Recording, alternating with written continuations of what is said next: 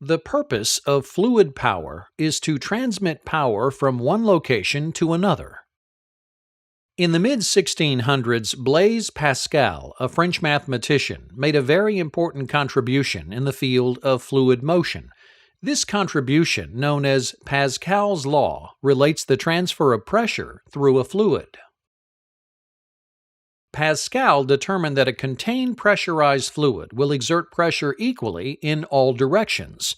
Pascal's law states that pressure set up in a confined body of fluid acts equally in all directions and always at right angles to the containing surfaces. Another important property of fluid mechanics was discovered in the late 1600s by Robert Boyle, an Irish physicist. Boyle's law is an experimental gas law which describes how the pressure of a gas increases as the volume of gas decreases.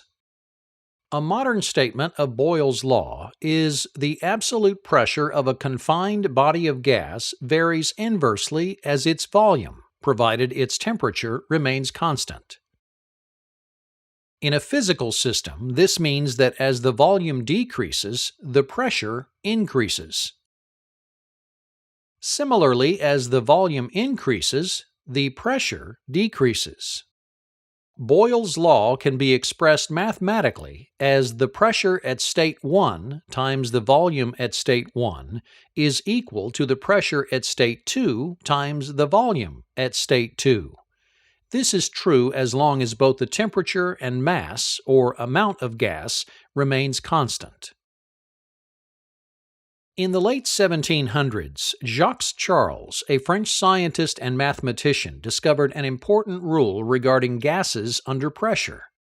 Charles's law, also known as the law of volumes, is an experimental gas law which describes how gases tend to expand when heated. It states that if the pressure of a gas is constant and its temperature is raised, the volume will also be raised by the same ratio. Additionally, the inverse is true. If the pressure of a gas is constant and the temperature is lowered, the volume will also lower. Charles's law can be expressed mathematically as the ratio of the temperature at state 1 to the volume at state 1 is equal to the ratio of the temperature at state 2 to the volume at state 2. This law is true as long as the pressure and mass remain constant. In the mid-1700s, Daniel Bernoulli discovered another very powerful rule in the field of fluid mechanics, known as Bernoulli's principle. This rule is related to the theory of conservation of energy, which states that energy can neither be created or destroyed. In this fluid system, pressure is potential energy and fluid flow is kinetic energy.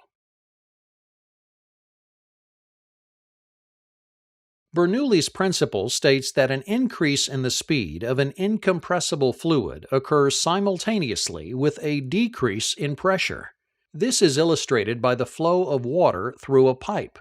The volume of water flow through all three sections is the same.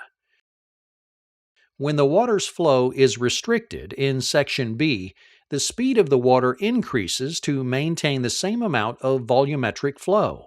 This increase of speed simultaneously causes a decrease in pressure.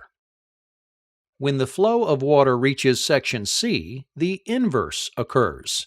The water flow decreases and the pressure increases. This rule can also apply to the types of energy present in the system. As the pressure decreases in section B, the potential energy converts into kinetic energy. This increases the speed of water flow and decreases the pressure. When the water reaches section C, the kinetic energy is converted back to potential energy. This is illustrated by the decrease in speed of the water flow and its simultaneous increase in pressure.